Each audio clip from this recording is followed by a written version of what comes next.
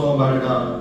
보라, 내가 온 백성에게 미칠 큰 기쁨의 좋은 소식을 너희에게 전하노라. 오늘날 다윗의 동네에 너희를 위하여 구주가 나셨으니 곧 그리스도 주시니라.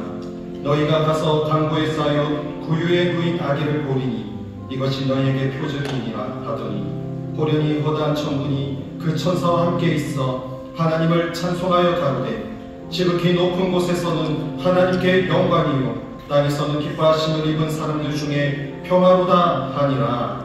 아멘.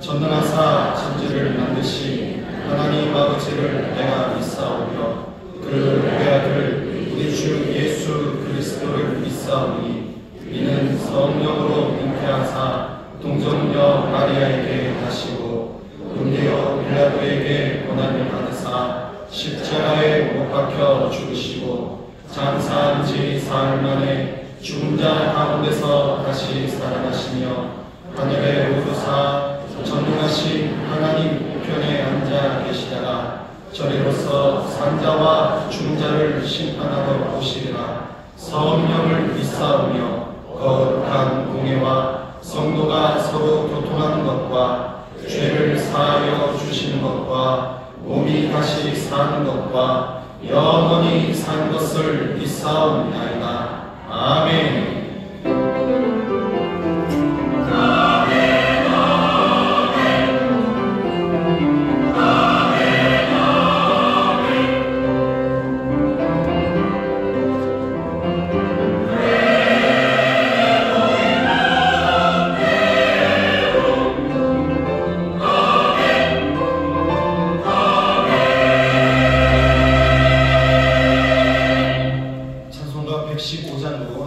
찬송 드리겠습니다.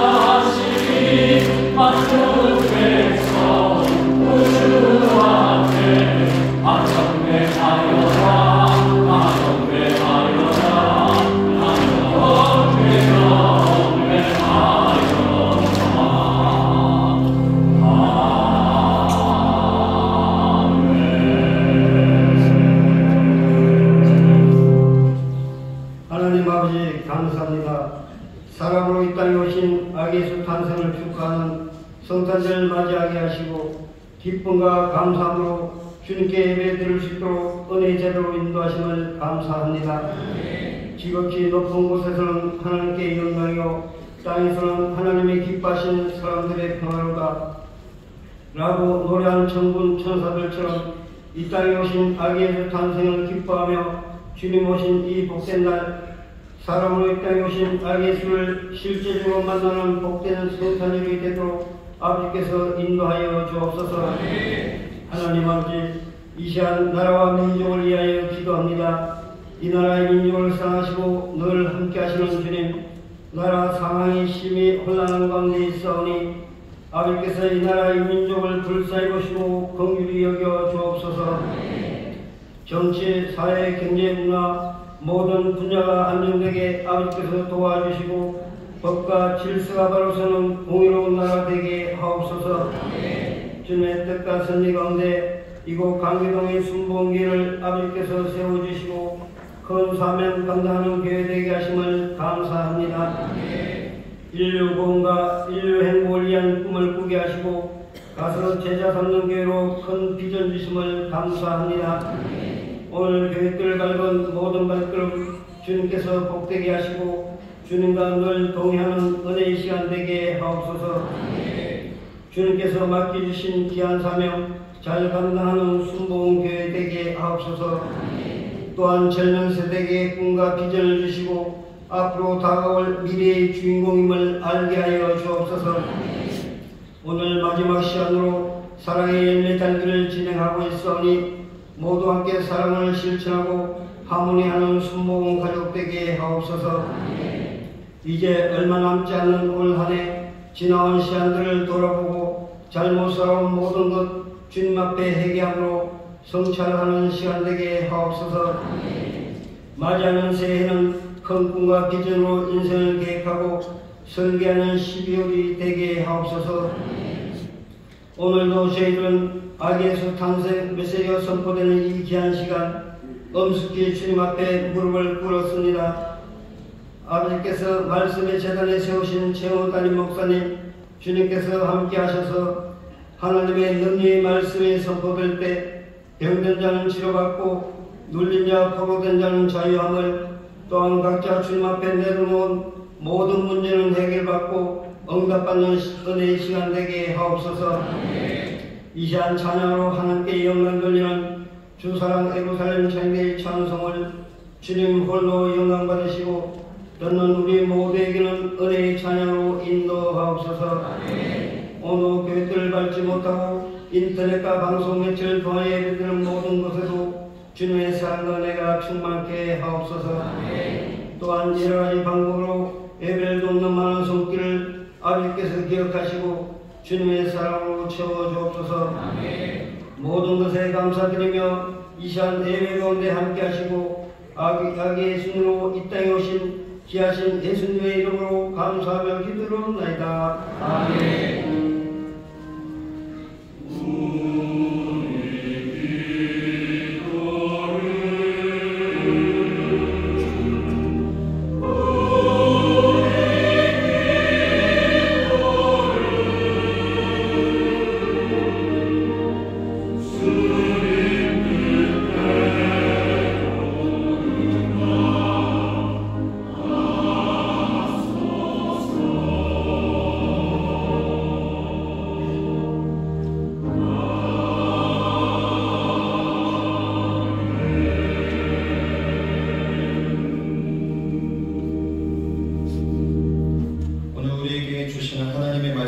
신약성경 누가복음 2장 25절로 35절 말씀입니다.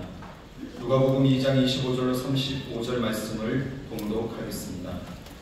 예루살렘에 시므온이라 하는 사람이 있으니 이 사람이 의롭고 경건하여 이스라엘의 위로를 기다리는 자라. 성령이 그 위에 계시더라. 저가 주의 그리스도를 보기 전에 죽지 아니하리라 하는 성령의 지시를 받았더니 성령의 감동으로 성전에 들어가매 마침 부모가 율법의 전례대로 행하고자 하여 그 아기 예수를 데리고 오는지라. 시므온이 아기를 안고 하나님을 찬송하여 가로되 주제여 이제는 말씀하신 대로 종을 평안히 놓아주시는도다. 내 눈이 주의 구원을 보았사오니 이는 만민 앞에 예비하신 것이요 이방을 비추는 빛이요 주의 백성 이스라엘의 영광이니이다 하니 그 부모가 그 아기에 대한 말들을 기이 여기더라. 시므온이 저희에게 축복하고 그 모친 마리아에게 일러 가로되 보라 이 아이는 이스라엘 중 많은 사람의 패하고 흥함을 위하며 비방을 받는 표적 되기 위하여 세움을 입었고 또 칼이 내 마음을 찌르듯 하리라. 이는 여러 사람의 마음의 생각을 드러내려 함이니이다 하더라. 아멘.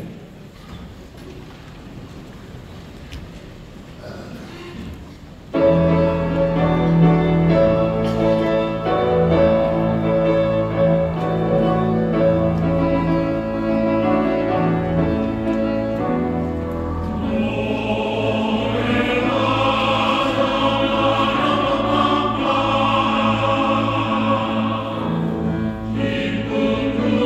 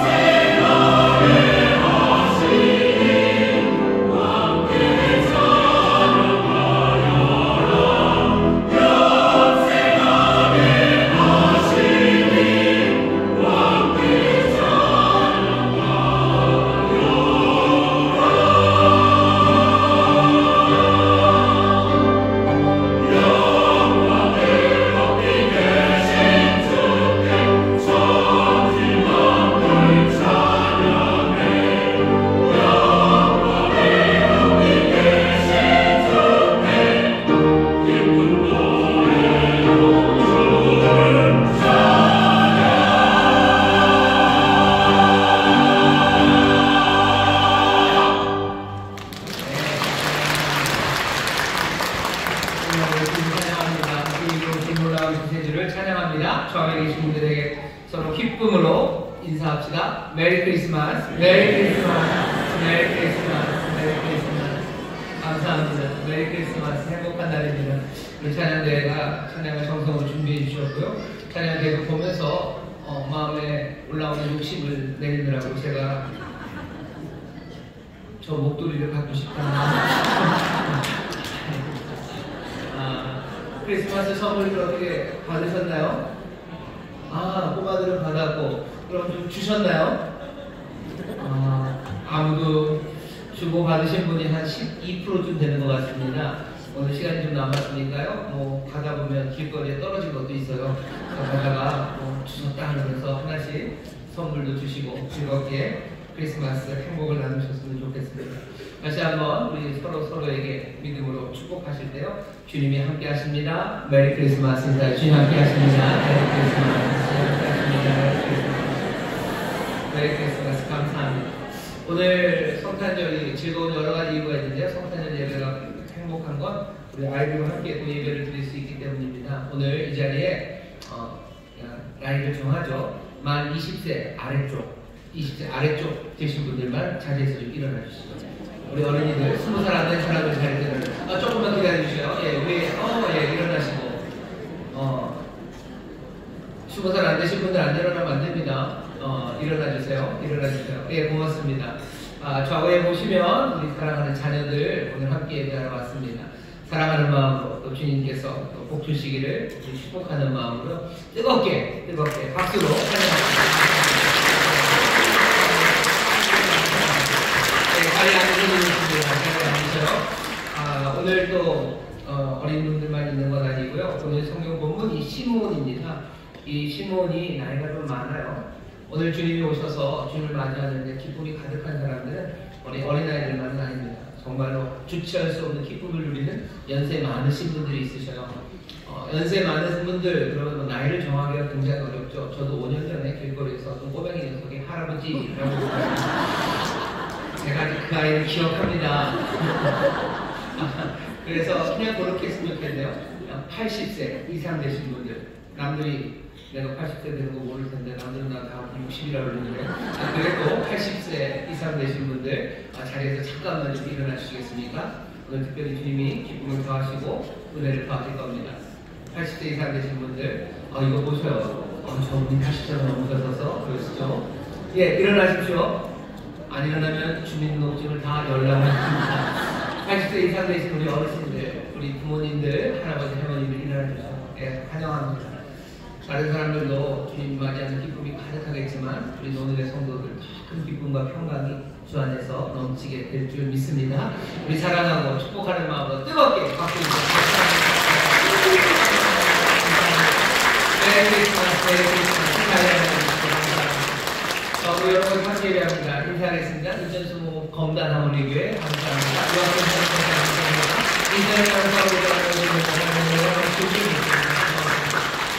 이 시간에 함께 예배하는 문성전 부속실에서 예배하시죠. 2층 베들레헴 성전, 4층 국제회의실, 5층 사무실에서 예배하십니다. 주의 놀라우신 은혜와 평강을 함께 하실 줄 믿습니다. 박수를 감사드립니다. 이 시간은 성탄의 기쁨 또 은혜 앞에서 잠깐만 함께 통성으로 기도할 겁니다. 빛이 비추어 옵니다. 어둠에 그늘에 앉아있는 이들에게, 그리고 사망에서 걷는 사람들에게 빛이 비추신다고 하셨어요. 오늘 우리는 빛 가운데 있지만 여전히 어둠 가운데 주저앉아있는 이들과 사망의 그늘에서 걷는 사람들이 있습니다. 이 시간 기도하실 때 주님 빛을 비추시고 은혜 베푸셔서 정말로 하나님의 은혜 안에서 주의 놀라우신 구원의 역사를 누리게 하시라고 우리 사랑하는 이들, 지금 어려운 가운데 있는 이들을 위해서 기도해 주시기 바랍니다. 특별히 나라 민족이 굉장히 어렵습니다. 이날에 주의 빛이 비춰져서 정말로 새로운 창조, 새로운 변화들이 시작될 수 있도록 주님 역사하시라고 주의 빛 온 누리에 비춰지고 또 곳곳에 주의 영광이 임하시라고 우리 마음을 다하여 주여 세 번 크게 부르시고 통성으로 기도합니다. 주여! 주여! 주여! 아버지 감사합니다. 성탄의 귀한 자녀 우리를 보내십니다. 아버지 하나님 주의 빛, 아버지 놀라운 기쁨과 평강을 우리에게 주시니 아버지 하나님 주의 말씀드리면서 아버지 감사의 찬송으로 주 앞에 나왔습니다. 아버지 하나님 이 시간 이 은혜를 누리는 이들 다시 한번 기도합니다. 아버지 하나님 아버지 하나님 주의 빛 비춰주시고 주의 영광 임하시기를 기도합니다. 세상 온 우리의 빛을 비춥니다. 아버지 모든 것 하나 남김없이 아버지의 가득 채우신 아버지의 빛의 충만함이 아버지의 온전함이 아버지의 귀하신 모든 것이 아버지의 미만을 주시옵소서. 지쳐 있는 이들에게 보내주시고 아버지의 절망의 사람들에게 주여 수만을 비춰주시고 아버지의 주저앉아 있는 자들에게 은혜의 손을 주시옵소서. 아버지의 상한 마음들을 위로하시는 아버지의 병을 고치신 주시네 주님 세마리를 불어넣어 주옵소서. 아버지의 마가의 사정마다 주님의 오시옵소서. 아버지의 엉망이 되며 하나하나 우리 앞에서 아버지의 정보되게 하시고 정리되게 하시고 하나님 아버지의 귀하신 은혜를 불리하게 주옵소서. 아버지의 나라의 운명을 살게 주시고 이 땅의 주의 빛을 아버지의 새로운 하늘의 창조가 있게 하소서. 아버지 사람이 만들어 나릅니다. 하나님의 말씀이 아버지의 말씀이 임하며 말씀대로 이루어질 때 아버지의 선하고 정성을 이루어주시고 아버지의 이 땅에 주의 말씀이 이루어지시라고 하나님의 자녀들로부터 시작되게 하시고 아버지의 자녀들로부터 시작되게 하시고 아버지의 이 땅이 주님에게 부처하시고 이 나라의 민족이 아버지의 복을 아버지에게 귀한 신분과 아버지 이 땅에 넘치게 해주시옵소서. 아버지에게 어둠 짙을 때 아버지에게 숨이 지어 촬영하시고 아버지에게 하나님의 놀라운 역사가 있으시고 아버지 어둠이 있어 모든 주옵소서. 아버지 어둠이 있어 전이 잘하시고 아버지에게 주 앞에 나오는 은혜와 아버지에게 기도를 하실 줄 믿사오니 주여 모든 것을 선을 주실 줄 믿습니다. 아버지의 뜻이 이루어지기를 믿어 아버지의 뜻이 이루어질 줄 믿습니다. 좋으신 하나님 좋으신 아버지 좋으신 아버지의 뜻이 이루어질 줄 믿사오니 주여 주의 열심과 소원 아버지의 건강의 마음이십니다. 기묘한 보살을 내시며 천주하시는 연결하시는 아버지의 은혜로 기다릴 건강을 입으시기를 가져가며 주님의 줄 믿사오니 주님 역사하여 주시옵소서.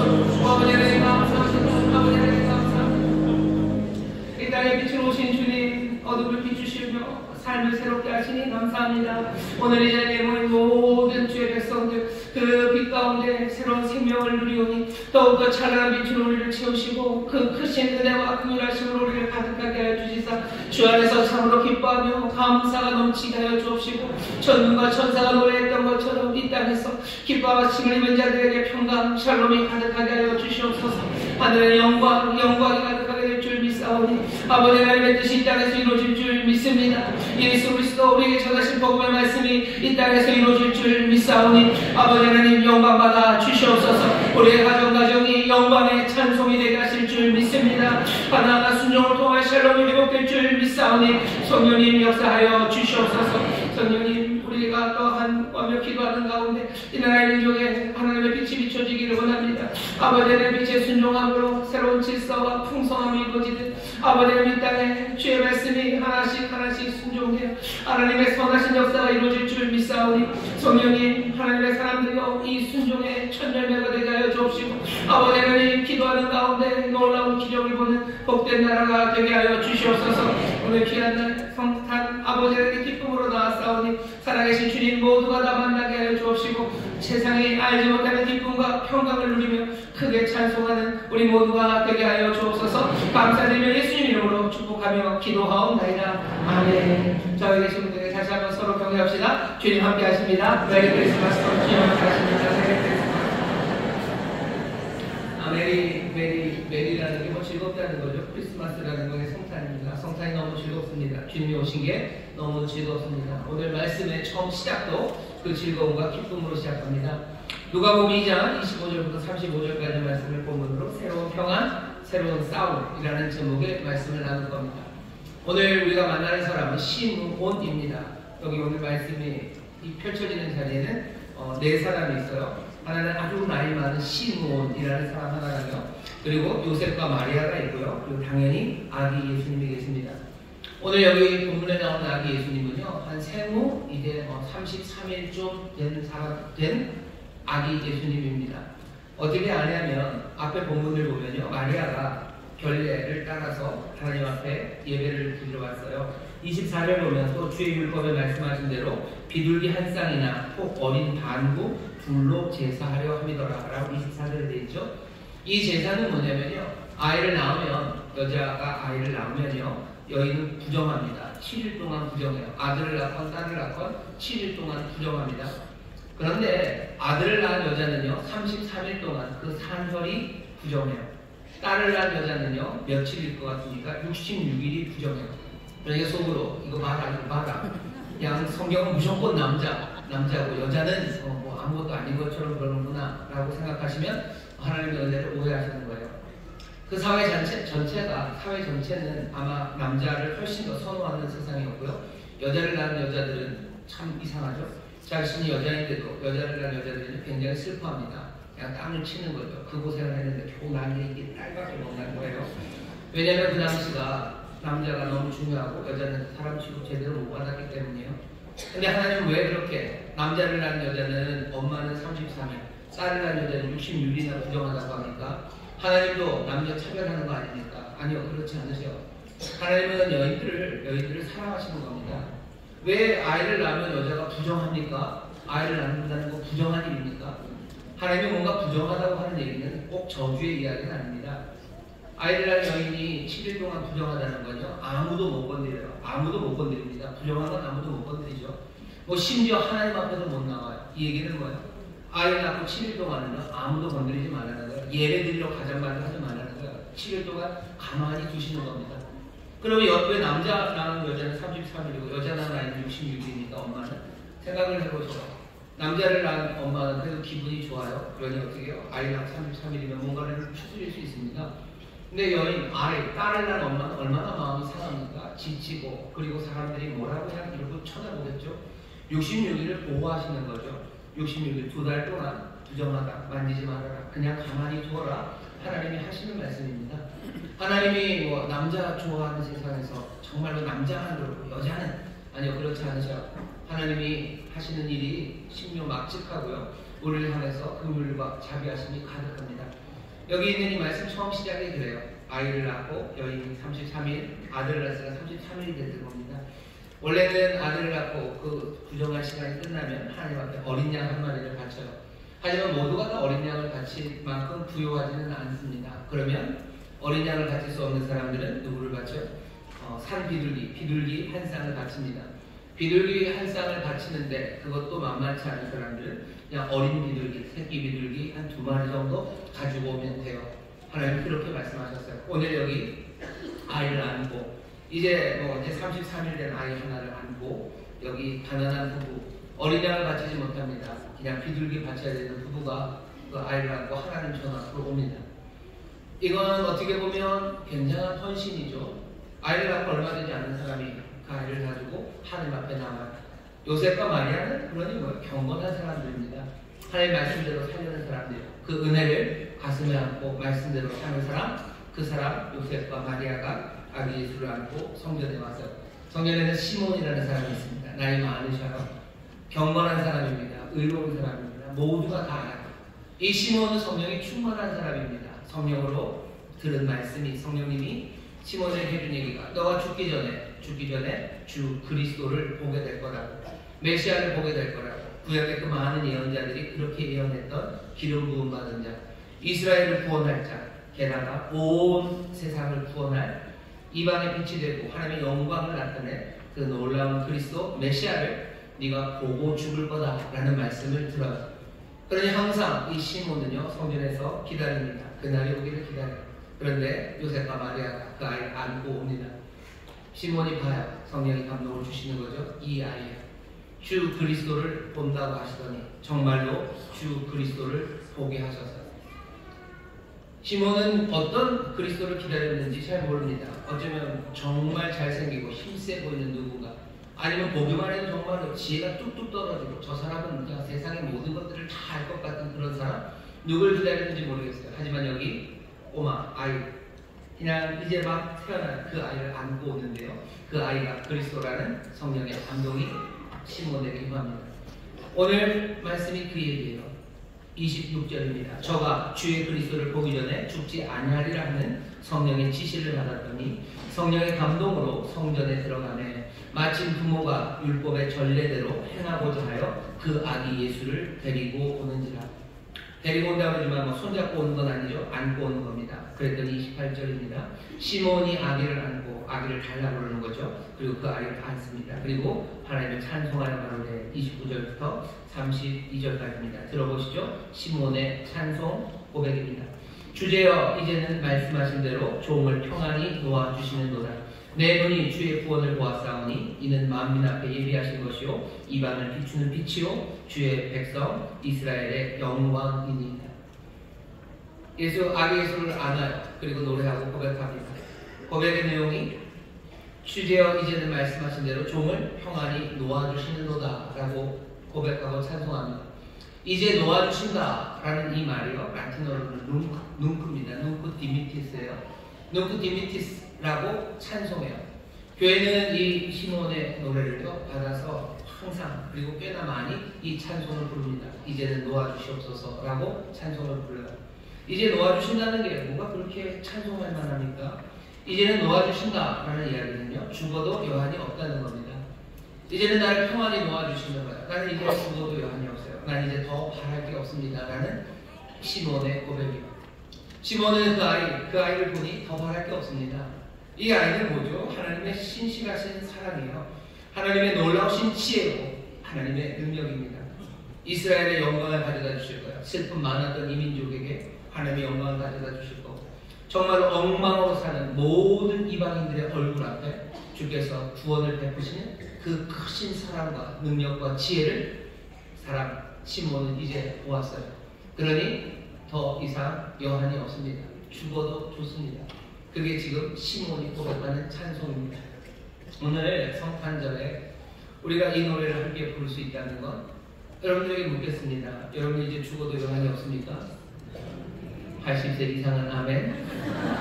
우리 꼬맹이들 너네들 참 그렇다 그지? 뭐 너네들도 마찬가지라고 저는 생각합니다. 아이들도 죽어도 여한이 없어요. 더 바랄 게 없어요. 왜? 내가 그 그리스도를 내가 밤에 아는 그 사랑, 그 신실하신 그 소망을 아는 연세 많으신 분들이 인생의 마지막에 부르는 노래입니다. 이젠 죽어도 여한이 없어요. 눈크 디미티스는 교회에서 성탄 때도 부르고요. 또 특별히 언제 부르냐면 저녁에 부르는 노래입니다. 한 개인은 밤에 잠자기 전에 이 노래를 불러요. 이 고백을 합니다. 이제는 놓아주소서. 이제는 내가 평안히 잘 수 있어요. 사실은 잠드는 시간이 굉장히 위험한 시간입니다. 내일 아침에 어떻게 될지 모르죠. 우리가 죽는 시간도 아마 잠자는 시간과 비슷할 겁니다. 우리가 마지막 숨을 쉴 그때 잠자는 거죠. 잠자고 그 다음에 우리는 여한이 많이 남아있습니다. 그냥 안 봐도 그 시간들을 그렇게 보냅니까? 아니 시몬은 뭐라고 얘기해요? 이제는 놓아주시는구나. 나는 이제 죽어도 여한이 없어요. 왜? 주의 은혜, 주의 놀라우신 사랑과 능력, 우리를 향한 하나님의 거룩하신 뜻이 정말로 사실이 내 품 안에서 확인되기 때문입니다. 그렇다면 죽어도 여한이 없죠. 우리가 자녀들을 놓고 가니 걱정된다고? 아니요, 걱정되지 않습니다. 여기 주께서 함께 하시는 그 신실하신 사랑과 능력으로 내 자녀들 그 다음 하나님의 빛을 보고 영광 가운데 살아가게 하실 거예요. 시몬은 그런 사람입니다. 아기를 안고 이 노래를 불러요.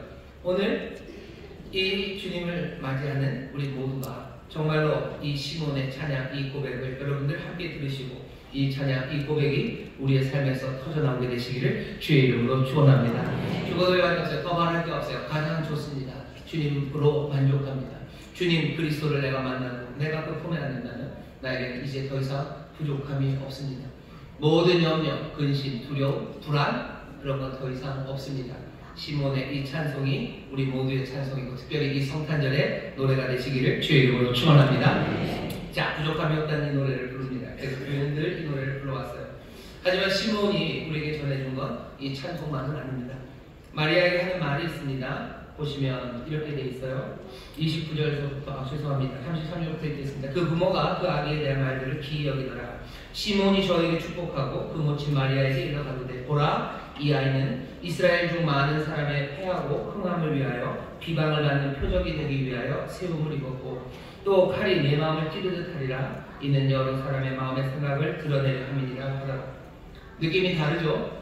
시몬의 앞에 노래는 모두가 다 부르고 싶어합니다. 주여 이제는 나를 평안히 놓아주시는도다. 내가 주의 구원을 보았어요. 이방의 모든 얼굴 앞에 하나님의 구원의 빛이 그리고 이스라엘의 주의 영광이 가득합니다 라는 기쁨의 노래는 우리가 함께 부르고 또 함께 마음을 공감할 수 있고 또 공감하기를 바라는 그런 찬송입니다.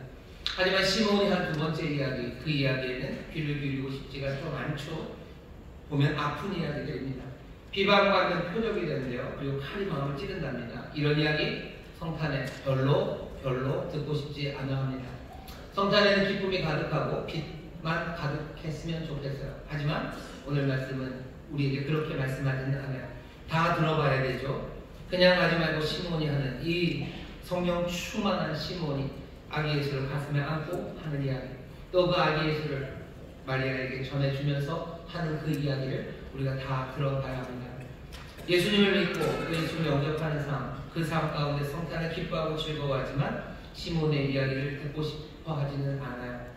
주께서 우리에게 평강을 가져다 주시죠. 평강을 가져다 주시고 빛을 가져다 주시고 그리고 영광의 일을 우리에게 행하십니다.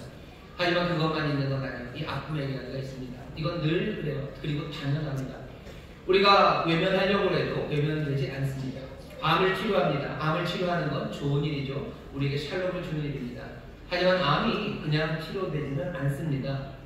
예전에는 암 치료하려면 굉장한 외과 의사들이 살을 째야 되죠. 장기를 열고 손을 넣어서 이렇게 저렇게 암세포들을 다 따내야 돼요. 지금은 뭐가 좀 기술이 좋아졌다고 해서 로봇 수술을 한다지만 과정은 똑같습니다. 째는 부위만 달라지고요. 들어가서 다 잘라내는 거죠. 아픈 힘이죠. 정말로 아프죠. 어떻게 생사를 잽니까? 그러니 마취를 하고 뭘 하지만 그래도 아픔이 없어지는 건 아니에요. 화학치료, 키모라고 화학치료를 하죠. 화학치료도 마찬가지입니다. 얼마나 아프고 힘듭니까? 암을 치료하는 샬롬, 그 샬롬을 이루기 위해서 그 아픔의 과정이 있는 겁니다. 정신과적인 치료도 마찬가지예요. 정신과 치료를 할 때도 그냥 다 납니까? 자기 안에 있는 아픈 기억들 끌어내기도 하고 뭔가 슬픈 이야기를 그것들 때문에 눈물을 흘리고 가슴 치면서 그렇게 정신과 치료도 이루어지는 겁니다. 악화되는 것 같지만 호전을 위해서는 그 일이 필요해요. 그리스도의 평강은 우리 가운데 임합니다. 그냥 세상 이치예요. 그냥 되는 건 아무것도 없습니다. 오늘 설교의 제목입니다. 새로운 평안, 새로운 싸움이에요. 이 지혜로운 시몬 그리고 성령 충만한 시몬이 성탄 하나님의 아들이신 주 그리스도를 마음에 아는 사람들에게 주는 말씀입니다. 주를 찬송하고 그 영광의 빛으로 감사하고 감격합니다. 더 이상 좋을 것 없는 그 극상의 기쁨을 누리는 시간이에요. 하지만 동시에 그아이를 구매하고 시몬의 이 이야기를 들어봐야 됩니다. 예수님도 같은 얘기를 하셔. 내가 이 땅에 화평을 주러 온 줄 아냐? 마태복음 10장이죠. 10장 34절입니다. 내가 세상에 화평을 주러 온 줄로 생각지 말라. 화평이 아니요 검을 주러 왔노라 라고 말씀하셔요. 예수님이 일부러 세상을 혼돈시키게 하려고 오신 건 아닙니다. 하지만 그 예수님이 오셔서 화평을 만들어가는 그 과정에는 늘 뭐가 생겨요? 사람들 사이에 갈등 그리고 불화가 생겨납니다. 세상에 예수님 말고도 화평, 샬롬을 만들려고 했던 많은 사람들이 있어요. 그 사람들 아무 문제 없이 스무스하게 화평, 샬롬을 만들어낸 사람은 없습니다. 대한민국 우리가 예전에 일제시대 아니면 조선시대에도 샬롬을 만들기 위해서 애썼던 사람들이 있어요. 이순신 장군 샬롬을 만들기 위해서 애쓰시죠. 거기에 아무 아픔이 없습니까? 그럴 수가 없죠. 세종대왕 문화 창달을 위해서 애를 씁니다. 그냥 자동으로 됩니까? 그렇지 않죠. 화평, 평화, 그 샬롬은 그렇게 임하는 겁니다. 아픔과 함께 임하는 거예요. 오늘 말씀을 잘 보시죠. 더 특별하게 말합니다. 시몬이 하는 이야기를 들어보면 먼저는 이렇게 얘기해요. 이 아이는 패하고 흥함을 위하며 비방을 받는 표적 되기 위하여 세움을 입었대요. 그 아기 예수를 전해주는 겁니다. 이제 마리아가 아기를 받았어요. 근데 뭐라고 해요? 이 아기, 네가 안고 있는 그 아기는 세상의 흥함과 패함을 위하고 그리고 비방받는 표적이 되려고 표적으로 어포인트 된 거예요. 표적이 된다. 비방의 표적이다. 라고 하며 아기를 안겨줍니다. 비방의 표적이 된다고요? 내가 그 아이를 안고 있는 한 세상에 비방은 나에게 올 겁니다. 왜 그렇습니까? 왜 예수님을 안고 있는데 비방의 표적이 됩니까? 여러분 생각해 보시면 알아요. 예수님의 의 그리고 그 성실함 그것들을 생각해 보시면 이 땅에 살아가는 동안에도 예수님 아니어도요 세상에 정직하고 성실한 사람들이 늘 칭찬받는 것 같지만 그렇지는 않습니다. 빛이 세상에 오면 이 어둠의 세상에 빛을 사랑할 것 같죠? 그렇진 않습니다. 어둠은 빛을 미워합니다. 어둠의 빛을 미워하는 거 그거 어디서든지 보여집니다. 뭐 알바들도 마찬가지. 어떤 알바가 왔어요. 아, 이놈 알바가 새로 왔는데 이놈 알바가 부지런해요. 그러면 같이 있었던 알바들이 다 즐거워하고 행복해야 될 것 같죠. 그러면 좋겠지만 거기 전에 있었던 알바들은 부지런한 알바들은 아니었어요. 그러면 새로운 알바 오면 어떻게 해요? 긴장하는 거죠. 왜? 자기들도 조금은 더 부지런하게 일해야 될 것만 같은 거예요. 하지만 진짜 부지런하게 일하고 싶은 생각은 털끝만큼도 없어요. 그러면 어떻게 하냐면 미워집니다. 미워요. 그리고 비방하는 겁니다. 영화나 드라마 같은 데 보면 뭐 이렇게 마약 조직을 수사하는 마약 수사팀이 완전히 썩었어요. 그러니 이것저것 뇌물을 받고 뭐 그렇게 합니다. 거기에 뭔가 정직한 형사들 한 명 오면 정직하고 유능한 사람은 박수 쳐야 될 것 같죠? 천만에 아니죠. 자기들이 해야 되는 일들을 멈춰야 됩니다. 그러니 어떻게 하는가? 가다가 주걱기로 치는 거죠. 조심하라고, 조심하라고, 지켜보고 있다고 이러면서 자기들이 협박을 합니다. 굳이 예수 그리스도가 아니어도 이 세상에 정직하고 의롭게 살아가는 사람들, 그 사람들은 표적이 됩니다. 자기들의 실상이 드러나는 그것들이 무섭기 때문입니다. 게다가 거기에 예수님처럼 살기 시작하면 어떻게 될 것 같으셔요? 예수님 세상에 여관에 방이 없으셨어요. 아마 우리도 예수를 안고 배에 넣든 아니면 가슴에 안고 이 세상의 방들을 숨기기 시작하면 우리에게 열릴 방들은 그렇게 많지 않습니다. 비방의 표적이 된다고 하셨어요. 초대교회를 보시면 그 말이 참임을 알 수 있습니다. 초대교회가 있었던 그 로마 시절에요. 세상에 온갖 종교들이 많아요. 뭐 수도 없는 종교가 있고요. 게다가 로마의 황제는 이제 신으로 추앙받기 시작합니다. 가는 데마다 가정마다 수호신이 있고요. 동네마다 수호신이 있고요. 직업들마다 수호신이 있어요. 그러니 뭔가 직업을 가지고 뭘 하려고 다 종교적인 그런 제사를 지냅니다. 예수의 사람들이 거기에 참여할 수 있습니까? 참여하지 못합니다. 그러면 사람들이 어떻게 생각하는 거예요? 의심하기 시작하는 거죠. 쟤들은 뭔가 의심을 품기 시작하고 저기를 품고 그리고 분노하기 시작해요. 분노해서 끝나지 않습니다. 쟤들이 저렇게 하다가 우리가 섬기는 신한테 뭔가 우리가 진노를 받을 것 같죠. 그러니 얘는 위협적인 존재예요. 얘 때문에 우리가 망할지도 몰라요. 그러니 훨씬 더 분노와 미움 그리고 박해는 심각해져 갑니다. 예수 믿는 사람들은 그냥 바로 티가 나요. 이 사람들은 제사도 안 지내요. 이 사람들에게는 신전도 없어요. 이 사람들이 믿는다고 하는 것들은 소위 말하는 종교 다원주의 세상에서 너무나 다릅니다. 이 사람들은 완고해요. 하라는 대로 하지도 않아요. 자기들이 믿는 걸 따라가겠답니다. 그러니 어떻게 되겠습니까? 눈에 띄기 시작하는 거죠. 눈에 띄는 이 사람들은 눈에 띄어서 박수 받는 게 아니라 눈에 띄어서 어려움을 당합니다. 로마 당시의 상황들을 기록한 기록들을 보면요. 예수 믿는 사람들은 호적에서 파집니다. 대한민국에서만 그런 거 아니에요. 우리나라도 복음이 처음 들어왔을 때 호적에서 파버리겠다고. 너 예수 믿으면 호적에서 파버리겠다고. 네가 제사를 안 지내면 너는 호적에서 파버린다고. 이런 일들이 있었죠. 이게 우리나라에서 그냥 갑자기 생긴 게 아닙니다. 로마 때도 마찬가지예요. 로마 때도 예수 믿으면 호적에서 파버립니다. 호적에서 파버린다는 건 지금보다도 훨씬 더 우리나라 조선 구한 말보다 훨씬 더 심각한 문제였어요. 로마에서 호적에서 판다는 건 상속받을 게 없다는 겁니다. 지금은 돈을 다른 데서 여기저기서 벌 수 있죠. 하지만 이 시대에는 모든 재산, 산업은 가정 안에서 이루어지는 겁니다. 근데 그 가정 안에서 쫓겨나요. 상속받지 못해요. 그러면 내가 가진 모든 것들을 다 잃어버리는 겁니다. 예수 믿는다는 이유로 상속에서 제외되고 예수 믿는다는 이유로 공직에서 밀려납니다. 예수 믿는다는 이유로 이런저런 상업적인 네트워크에서도 다 배제되는 거예요. 뭔가 조합을 만드는 거 거기서 다 빠져나가게 되고 그러니 어떤 정보도 얻을 수 없어요. 그러니 당하고 그냥 맨땅에 해지하는 것처럼 그리스도인들은 그렇게 살아야 했어요. 신체적인 부탁 그런 것도 있었고 옥에 갇히는 일도 비일비재했습니다. 예수를 가슴에 안고 산다는 것. 마리아가 예수를 가슴에 안고 있어요. 그런데 이 아이는 어떤 아이요?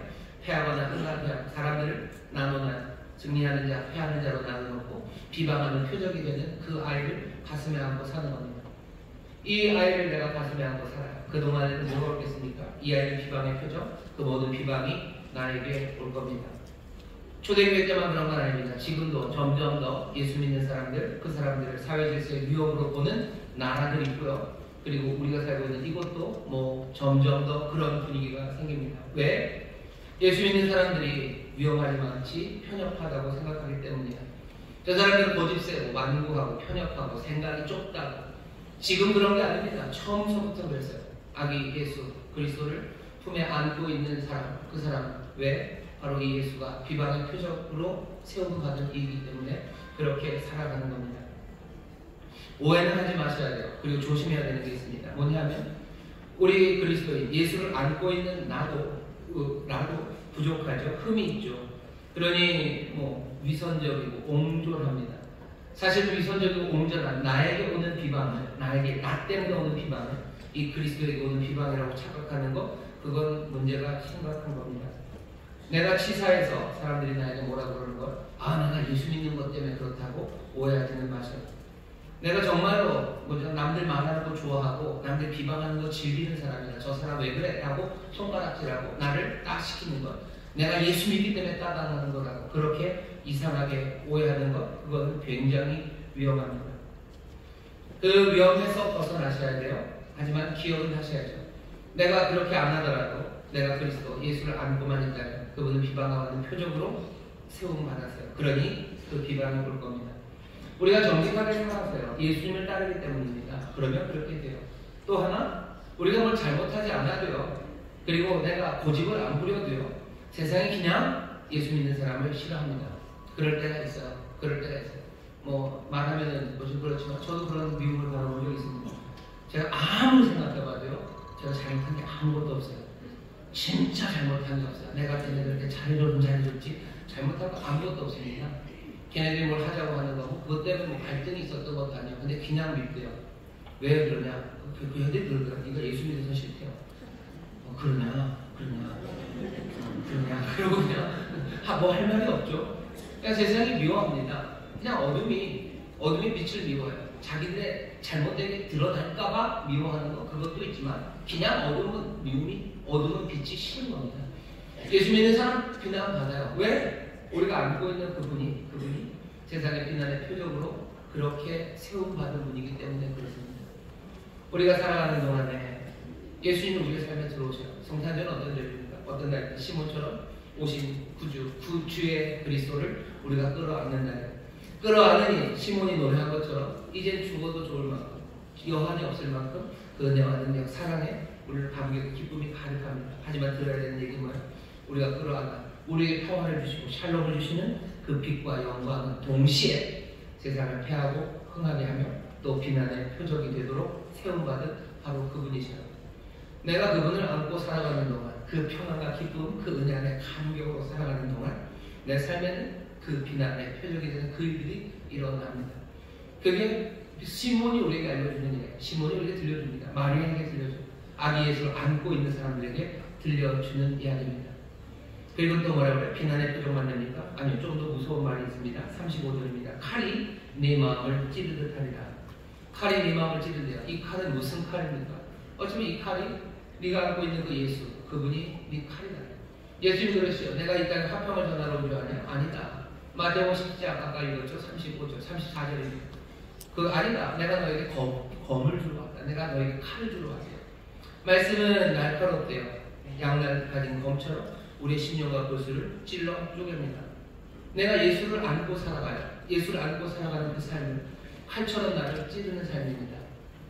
마리아에게 이 얘기를 해요. 마리아는 그 아기 예수, 이 예수 때문에 자기 마음이 칼처럼 찌르니까 칼처럼 찔렸던 적이 있어요. 어마어마하게 찔렸던 적이 있습니다. 언제죠? 십자가 그 아래에서요. 십자가 예수님을 따르는 사람으로 마리아도 제자의 한 사람이었습니다. 그때는 자기가 따랐던 사랑했던 그 주님이 그리스도가 십자가에서 못 박혀 죽습니다. 처참하게 죽는 거예요. 말 그대로 요절입니다. 요절이 그런 거죠. 허리를 확 꺾어버리는 거예요. 살날이 참참한 그 젊은 30 남짓된 이 청년 하나가 이 의로운 이 랍비가 이 선지자가 이 구원자가 십자가에서 그렇게 꺾여 죽어가는 것을 제자로서 그 십자가 안에서 봅니다. 얼마나 아픕니까? 그 아픔은 도대체 뭡니까? 거기에 더해서 마리아에게는 이 예수가 자기의 아들이에요. 아들의 죽음을 봐야 되는 그 어머니의 비애가 어떤 것이었을 것 같습니까?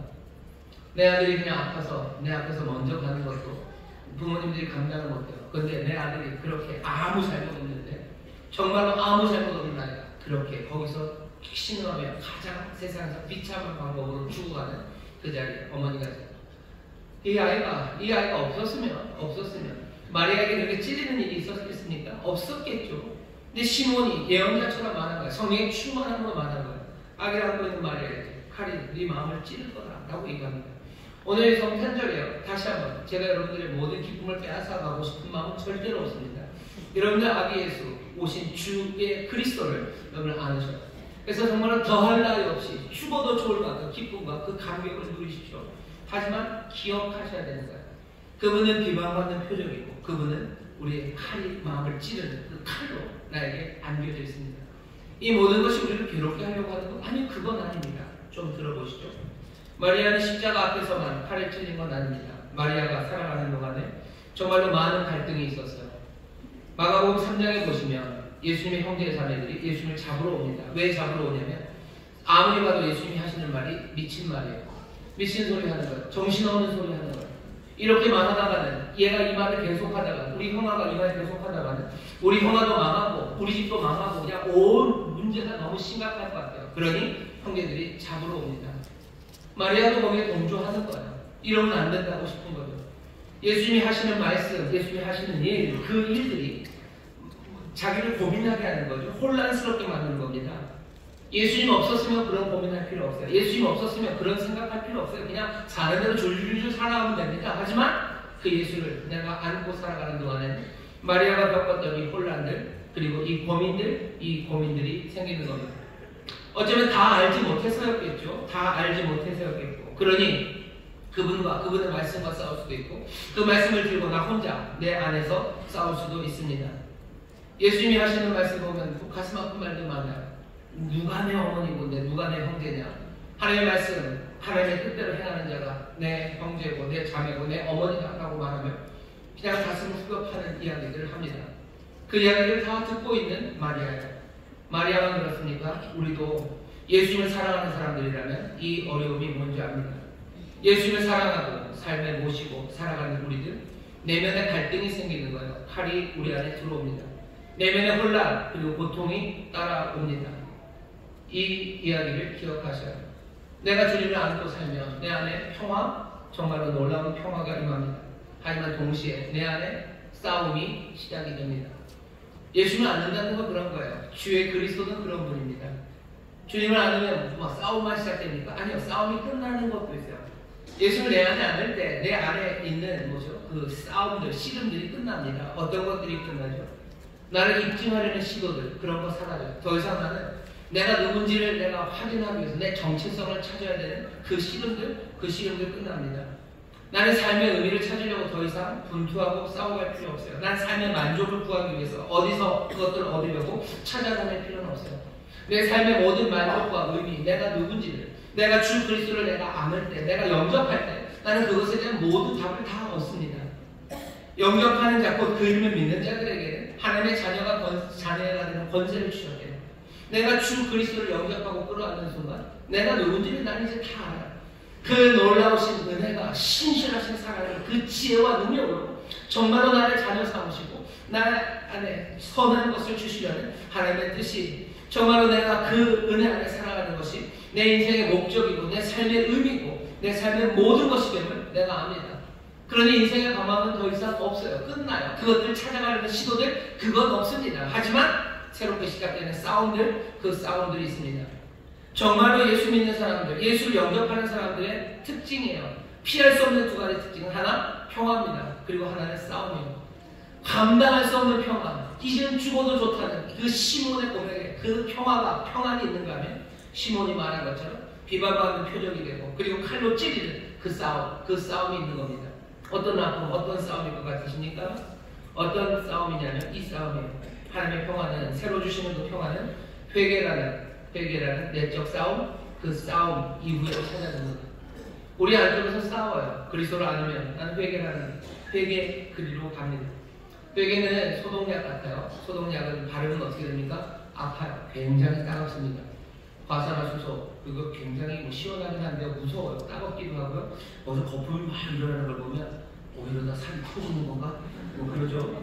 소독약 바르면 얼마나 아픕니까? 진짜 따갑고 아파요. 하지만 그래야 치료가 됩니다. 내면의 고통을 이완합니다. 회개는 그런 거예요. 회개는 늘 아파요. 회개는 돌아서는 거 맞습니다. 본질적으로 돌아서는 거죠. 하지만 그 돌아서는 그냥 쉽지는 않습니다. 아프죠. 왜? 시인하지 말고 싶은 거, 시인하기 싫은 거, 그것들 시인해야 된다. 내가 죄인이라는 걸 인정해야 됩니다. 내가 잘못 벌었다는 걸 인정해야 돼요. 그게 만만치 않아요. 어떤 사람들은 회개가 쉽다는 사람이 있어요. 그냥 툭 하고 난 잘못했어. 아프지 않은 회개는 회개가 아닐 겁니다. 김광석이 너무 아픈 사람은 사랑이 아니라는데 한 개도 안 아픈 회개는 아마 회개가 아닐 겁니다. 회개는 아파요. 소독약 바르면 아파요. 거기에 균들이 있으니까 그거 죽여야 되는 거죠. 시인하는 거 있어야 됩니다. 인정하기 싫은 거 인정해야 되는 거예요. 내 연약함을, 내 악함을 인정해야 되는 겁니다. 사람들은 그거 죽기보다 싫어요. 죽기보다 싫어합니다. 죽기보다 싫어하니 어떻게 해요? 평화가 이루어지는 건 죽음보다도 힘든 거예요. 죽으면 죽었지 평화는 이루기 싫은 거예요. 죽고 말지 그런 말들을 하지 않습니까? 대한민국이 굉장히 어렵습니다. 평안이 없죠. 평안이 없는데 평안은 어떻게 시작됩니까? 회개로 시작돼요. 내면에 아픔이 있어야지 시작이 됩니다. 그런데 가만히 보셔요. 아무도 회개하는 사람은 없어요. 아파하면서 잘못을 시인하고 정말로 우리의 악함과 연약함 그것 때문에 가슴 아파하는 사람 그 칼이 가슴에 찌르는 사람이 아무도 없어요. 그러니 평안이 이루어지지 않는 겁니다. 왜 예수 믿는 사람들은 문제가 생길 때마다 회개해야 된다고 얘기합니까? 너희들 헛소리 하는 건 아니야. 아니 잘 생각을 해보셔요. 회개하는 일, 그 일, 내면에 정말로 칼이 박혀서 우리의 잘못을 인정하고 시인하고 우리의 연약함과 못남을 고백하기 시작할 때 그때 세상이 바뀌니 우리가 회개하자고 말하는 겁니다. 용서와 화해, 평안 그것은 그렇게 새로운 평화에 이르는 길은 오직 회개밖에 없습니다. 회개의 고통을 통과하지 않고는 새로운 평안에 들어갈 수 없습니다. 오늘 말씀이 그러죠. 35절 또 칼이 네 마음을 찌르듯 하리라 이는 여러 사람의 마음의 생각을 드러내려 합니다. 우리의 마음을 칼이 찌릅니다. 악의 예수 주 그리스도를 포매하는 사람들 그 사람들을 찌려요. 회개의 영이 우리 가운데 임하십니다. 평안을 만드시기 위해서 예수님이 일부러 우리를 찌르셔야 돼요. 우리를 찌르셔야 돼요. 그러니 어떻게 해야 됩니까? 아픔이 싫으면 도망가야 되죠. 칼을 피해서 도망갑니다. 아니면 어떻게 해야 돼요? 그냥 예수를 버려야 되죠. 주 그리스도를 버리면 됩니다. 그러면 찔릴 일 없어요. 버리고 그냥 마음대로 살면 돼요. 하지만 거기에는 동시에 그 주시는 평안도 없어요. 이젠 정말로 죽어도 영향이 없다는 세상에 없는 기쁨과 평안 그건 없습니다. 우리에게 평안을 주시느니 그분은 칼이 되어 우리를 찌르셔요. 회개의 아픔, 그 아픔 너무 두려워하지 마십시오. 우리를 죽이려고 찌르시는 게 아니에요. 살리려고 찌르시는 거예요. 우리에게 평안을 주시려고 찌르시는 거예요. 그러니 여러분들 도망가지 마시고 예수를 버리지 마세요. 주가 주시는 말씀을 마음으로 끌어안으셔요. 여러분들 의사가 찌르는 메스입니다. 그 칼을 피해요? 그럴 수는 없죠. 선수하다가 됐어요. 그럴 수는 없지 않습니다. 의사가 괜히 칼로 나가 어떻게 하려는 겁니까?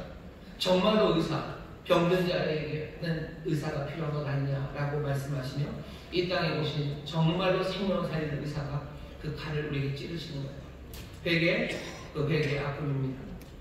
또 어떤 아픔, 어떤 싸움이 필요합니까? 하나님의 평안은 복종에 수반되는 싸움, 순종하기 위한 싸움, 그 싸움 이후에 우리에게 옵니다. 로마서 6장부터 7장 보시면 거기 싸움이 나와요. 옛자, 구원받았지만 여전히 옛자와 그리고 새로운 자, 옛나, 새 나가 있습니다. 옛나는 뭐라고 해요? 여전히 내가 주인 되고 싶어요. 하지만 새로운 나는 납니다. 내가 주인 되는 게 아니라 하나님이 하나님 되시고 주님이 주님이 되셔야 내 삶에 참된 평화가 온다는 걸 알아요. 하지만 이 옛 자아와 지금의 나는 싸웁니다. 뒤집다 싸워요. 드립다 싸우고 그 싸움 가운데 힘들어합니다. 어떻게 해야지 해결됩니까? 내 뜻대로 마시고 아버지 뜻대로 하옵소서라고 내려놓기 시작해야 돼요. 하지만 그게 쉬운 일이 아닙니다. 날마다 아버지의 뜻이 하늘에서 이루어진 것처럼 이 땅에서 이루어지기를 날마다 기도하는 그 사람 그리고 결정적인 그 자리에 내 뜻대로 마옵시고 아버지 뜻대로 하옵소서라고 기도할 때 그때 그 아픔을 지나 평안이 오기 시작하는 겁니다. 여러분 생각해 보세요. 복종, 순종 여러 가지 있지만 간단하게 예를 들어보면 교회 안에서 뭔가 헌신해야 되는 일이 있어요. 누가 봐도 그건 하나님 우리에게 맡기신 일입니다. 하지만 옛 자아는 싫어요. 내가 그게 싫어요. 내가 살고 싶은 대로 살아야지. 그랬다가는 내가 손해볼 것도 많고 너무 힘들어요. 그러니 그거 싫죠. 그러니 그 마음이 싸웁니다. 내 뜻대로 마옵시고 아버지 뜻대로 하옵소서 하고 내가 내 뜻을 내려놓고 아버지 뜻에 순종할 때 그때야 평안이 찾아오기 시작합니다. 내 마음의 평안이 찾아오기 시작하고 또 그 순종을 통해서 세상에 하나님의 평안의 역사가 시작이 돼요. 반대로 생각해 보세요. 내 뜻대로 하지 마옵시고 아버지 뜻대로 하옵소서가 아니라 에라 모르겠다. 내 뜻대로 하겠다 하고 옛 자아가 이기면 그러면 어떻게 될 것 같으세요? 그러면 계속해서 뭔가 내 뒤통수를 잡는 거죠. 계속 뒤통수 찔리는 것 같고 내 마음에 평안은 없습니다. 동시에 세상의 평안도 이루어지지 않아요. 결국은 그 순종을 위한 싸움, 그 싸움에서, 그 아픔에서 정말로 순종의 길로 나가기 시작할 때 참된 평안이 이루어지는 겁니다. 아기 예수, 주 그리스도를 마음에 안는 사람, 내 가슴 안에서 이 아기는 내가 우쭈쭈하고 얼레얼레하는 그 아기는 아니에요. 내가 아는 그분은 아기 예수처럼 보이지만 이분은 주 그리스도십니다.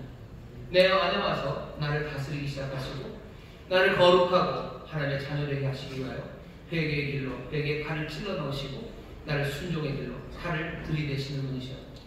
이 예수를 우리가 마음에 영접한 사람들입니다. 일부러 아파야 될 필요는 없어요. 하지만 주 그리스도를 품에 안는 사람들, 그 사람들, 이분이 비방의 표적이 되시고 그리고 칼이 됨을 분명히 기억하셔야 됩니다. 비방의 표적이 되어서 우리 가운데 여러 가지 적의가 그리고 환난과 어려움이 다가올 때 자기 연민에 빠지지 마셔. 예수 믿는 건 너무너무 힘들어 라고 자기 연민에 빠지지 마셔. 그때 담대하십시오. 왜? 이분은 비난의 표적을 받으실 분이나 동시에 평강의 왕이시고 이 모든 비난의 표적 그리고 이기고 지는 자를 나누는 그 일을 통해서 이 왕이 세상을 새롭게 하실 것. 이 싸움의 궁극적인 결과가 정말로 영원한 평강과 기쁨 그리고 하나님의 영광임을 여러분 기억하시며 자기 연민에 빠져서 이게 뭔가 예수 믿는 게 이게 뭔가 라고 여러분 너무 슬퍼하지 마세요. 승리할 놀라운 주 그리스도를 우리가 안고 있는 겁니다. 도망가지 마세요. 버리지 마세요. 제발. 그 주님 버리고 도망가는 사람 얼마나 많습니까? 비방의 표적이 되기 때문에 도망가는 사람 얼마나 많아요. 내가 예수를 버리면 괜찮을 겁니다. 예수를 버리면 괜찮을 거예요. 하지만 그 귀하신 빛과 영광 그런 것도 누리지 못할 겁니다. 주께서 우리에게 칼로 찌르실 거예요. 칼로 찌르십니다. 감당하기가 쉽지 않아요. 하지만 주님 바라보십시오. 예수 그리스도도 어떻게 하셨어요? 그 찌르는 칼들 그것들을 다 받으셨어요. 에덴에서 사람들이 죄를 짓고 쫓겨났을 때 하나님이 그 에덴을 불칼을 든 화염검을 든 천사들로 막으셔요. 칼은 죽음입니다. 그 기쁨을 누리지 못하게 하는 죄의 싹입니다. 그 모든 것들을 예수님 십자가에서 감당하십니다. 하나님으로부터 버림받으면서까지 홀로 그 칼을 다 감당하신 분이셔요. 우리는 혼자는 아닙니다. 그 주님께서 평강의 주님이 우리와 함께 하시며 그 칼 맞는 자리에 우리를 도우셔요. 우리가 회개하는 그 자리에 주님이 도우셔요. 내가 순종하는 그 자리에 우리를 도우셔요. 이 칼 맞아 아파하는 시간에 소망을 품으시고 여기를 도망가지 마십시오. 마리아에게 시몬이 칼이다 라고 얘기했을 때 네 마음을 찌르는 것 같을 거다 했을 때 마리아가 난 싫어요. 그러고 이 아이를 버리고 갑니까? 그럴 수는 없죠. 맞아야 되는 그 칼 앞에 예수님 도망가시니까? 아니요, 도망가지 않으시죠. 그 순종을 위해서 또 그 돌아섬을 위해서 예수님 그 모든 것들을 다 감당하셨습니다. 우리는 지금 성탄의 놀라운 은혜 앞에 와 있어요. 다시 한번 말씀드립니다. 여러분들에게 성탄의 기쁨을 빼앗아가고 싶은 생각은 전혀 없어요. 아기 예수 그 놀라운 주님을 안으시고 평강을 누리셔요. 그리고 어떻게 하셔요? 이 아픔들이 이 평강을 이루실 것을 여러분들 기대하십시오. 오늘 들려주는 소식은 좋은 소식이에요. 더 이상 좋을 수 없을 것 같고 더 바랄 바가 없는 그 만족과 그 놀라운 충만함이 우리 가운데 가득합니다. 함께 격려하며 주님 바라보며 그 아픔들, 비난도 두려움 없이 감당하고 찌르는 칼 아래 회개하시고 더욱더 순종하시며 여러분들 평강의 길을 걸어가십시오. 그러면 그 밤에 우리는 여기 이 시몬처럼 더 이상 바랄 게 없다. 더 이상 바랄 게 없다.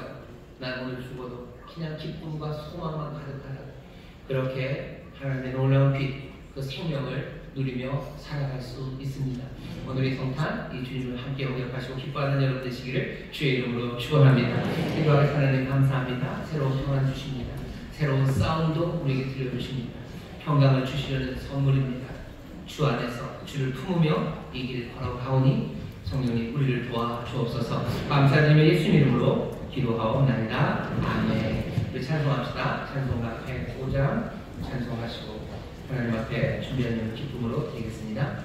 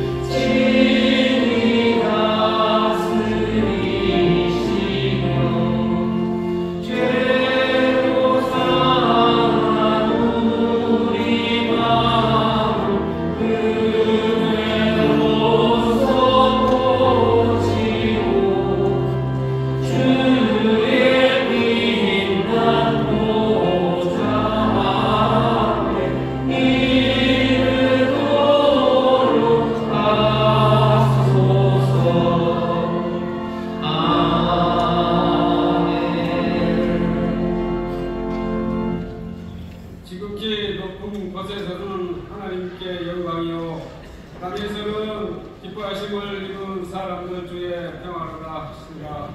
빛으로 오신 예수님, 평강의 왕으로 오신 예수님, 우리가 주님을 찬양합니다. 네. 기쁘고 복된 날, 성탄절 이후 예배로 부르시사 영과 진리로 예배 드릴 수 있도록 인도하심에 감사를 드립니다. 네. 이 시간 사랑하시는 제호 담임 목사님을 자리에 세우시고 생명의 말씀을 주시고 은혜의 길로 인도하심에 감사드립니다. 네. 이 말씀으로 인하여 한 주간도 승리하며 살 수 있도록 성령님 우리를 도와주시옵소서. 네. 말씀에 감사하여 한 주간 기도로 준비한 각종 헌금을 드리기를 원하오니 기쁘고 즐겁고 감사한 마음으로 드릴 수 있도록 우리의 손길을 인도하여 주시옵소서. 네. 감사드리오며 빛으로 오셔서 우리와 함께 하시는 예수님의 이름으로 기도드리옵나이다. 아멘.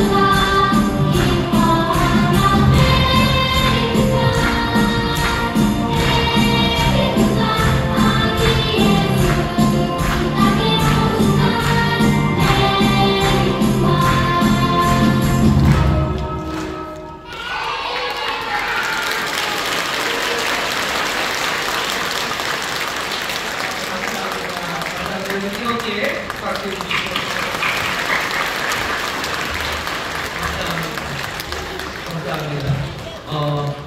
여기 친구들이 누구냐면요. 유치부 헌신자반입니다. 어린 나이에 벌써 헌신자들이 되셨어요. 우리 아이들이 또 참 신기하죠. 애들은 이렇게만 해도 왜 즐겁고 박수를 쳐주고 싶은지 잘 모르겠습니다. 저는 앞에서 100번 해도 여러분들이 박수를 안 쳐주시는데 아이들은 참 그래요. 그래서 그런 생각이 듭니다. 하나님이 우리를 사랑하실 때 우리가 하는 게 진짜 별거 아닌 게죠. 하지만 우리의 몸짓 하나에도 하나님 기뻐하시고 우리의 순종 하나에도 하나님 우리에게 큰 평안과 은혜를 주십니다. 귀하신 주님 안에서 더 행복하시고 또 더 사랑스러워져가는 여러분 되시기를 주의 이름으로 축원합니다. 오늘 또 귀한 날 하나님께서 생활력을 보내주셨어요. 환영하는 시간을 갖겠습니다. 오늘 처음 오신 분 계시는 자리에 잠깐만 좀 일어나 주시겠습니까? 여러분 뜨겁게 박수로 환영해 주시면 감사합니다. 환영합니다. 감사합니다. 처음 오셨는데요. 제가 하는 기도를 좀 따라해 주셔요. 여러분 함께 하시면 처음 오신 분이 힘이 될 겁니다. 제가 하는 기도를 좀 따라해 주시죠. 하나님 아버지, 저는 죄인이었습니다. 하지만 이제는 예수님께서 나를 위해 죽으시고 나를 위해 부활하신 나의 구주 되심을 내가 믿습니다. 하나님 자녀 되게 하시니 감사합니다. 예수님 이름으로 기도합니다. 아멘. 주 안에서 환영합니다. 우리 박수 해주세요. 감사합니다. 감사합니다. 네, 그래서 쓰신 분이 주실 줄 믿습니다. 광고 몇 가지 드리겠습니다. 이번 주간이 성령 충만 기도의 주간입니다. 여러 가지 교회 행사가 많아서 기억을 못하시지만 또 기억하시는 분들 사모함에 나와서 기도해 주셔서 감사하고요. 또 내일은 우리 남성부역들 올해 마지막 또 함께 모여서 기도하시는 시간입니다. 사모함에 나와주시고 또 온성분도 있습니다. 광고 드릴 건 다음 주간입니다. 다음 주 월요일서부터 우리가 한 주간 동안 기도에 힘쓰려고 합니다. 신년을 맞이해서 기도하는데요. 보통은 새해가 시작되고 기도원을 가든지 아니면 새벽에 우리 함께 나와서 기도를 했는데 올해는 신년이 딱 중간에 있어요. 그래서 그냥 초서부터 하고 돌아온 30일 월요일서부터 우리가 그 한 주간을 하나님 앞에 기도하려고 합니다. 그냥 그렇게 기억하시면 돼요. 월화 새벽 나오고 그 다음에는 어떻게 해요? 새벽 9번 나오고 철야 송구역 주님 해드립니다. 그 다음에 목금 새벽하고 금요일날 저녁에 기도할 겁니다. 나와서 기도하는 일에 마음을 모아주십시오. 나라 민족을 위해서 기도할 거고 또 새해를 준비하며 하나님의 도우심을 구하며 또 하나님의 복을 구하며 그렇게 기도할 겁니다. 이번 돌아오는 월요일입니다. 월요일 새벽 그리고 화요일 새벽 또 화요일날 저녁에 밤에 송구영신 예배 새벽까지 그 다음에 수요일에는 드릴 거고요. 목요일 새벽 금요일 새벽 그리고 금요일 저녁에 토요일 새벽까지 기도할 겁니다. 미리 준비해 주시면 감사하겠습니다. 마음의 준비도 하시고 기도 제목도 하나씩 잘 정해 놓으시고 또 새벽에 나오기 위해서 준비해야 되시는 것들이 좀 있으시죠? 이것저것 일해놔야 될 것들 미리 일해 놓으셔서 우리가 다음 주 월요일서부터 하나님 앞에 부르짖어 구하며 또 하나님의 은혜를 구하는 그 일에 다 같이 나오기를 원합니다. 예산 2025년 우리 교회 예산을 결의하는 운영위원회가 이번 주일 4시에 있을 거고요. 바로 이어서 4시 반에 재직회가 베들레헴 성전에서 있을 겁니다. 우리 교회 모든 재직들은 참여하시면 됩니다. 다음 주 2025년 예산 관련 운영위원회 재직회가 있습니다. 나머지 광고는 주보를 참고해 주시면 됩니다. 다시 한번 성탄의 기쁨이 우리 가운데 가득 할 줄 믿습니다. 죽어도 여한이 없을 만큼의 평강을 우리에게 주시고 또 다시 한번 그 평강을 주시는 그 모든 길들에 주님이 동행하여 주심을 믿습니다. 저에 계신 분들에게 서로 축복합시다. 메리 크리스마스, 메리 크리스마스, 메리 크리스마스. 메리 크리스마스. 우리 꼬마들도 메리 크리스마스. 우리 자리 다 같이 일어나실까요? 자리 다 같이 일어나셔서요. 우리 찬송 기쁘다 구주 오셨네. 우리 115장 정말 기쁨으로 찬양하고 제가 봉헌하고 축도함으로 오늘 성탄 2부회를 마치겠습니다.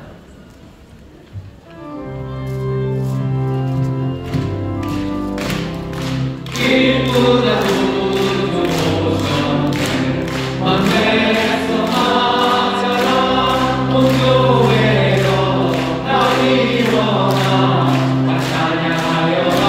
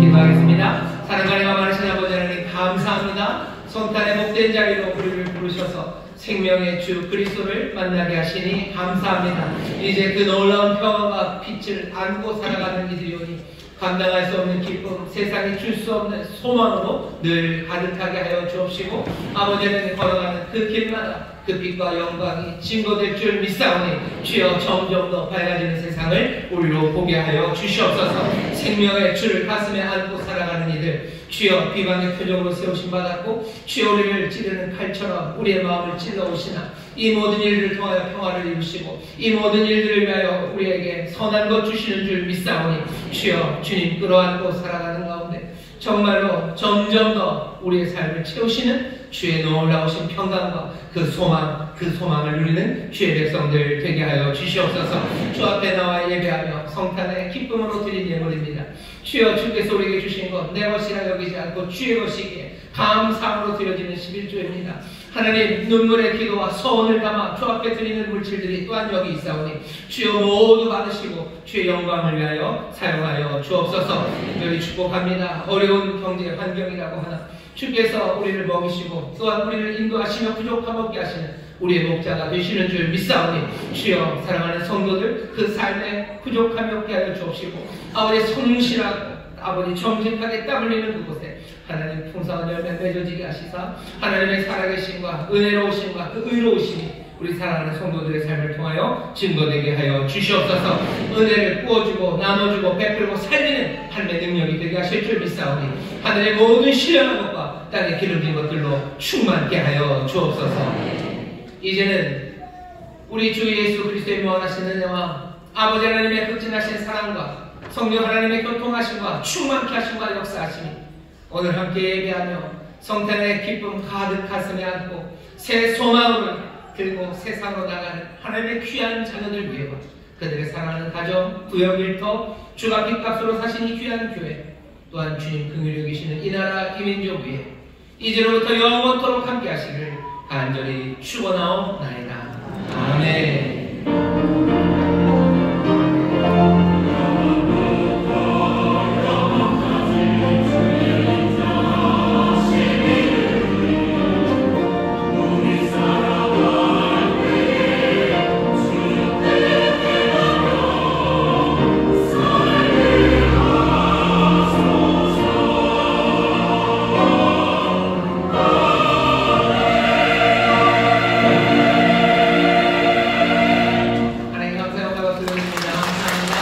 메리 크리스마스 행복한 크리스마스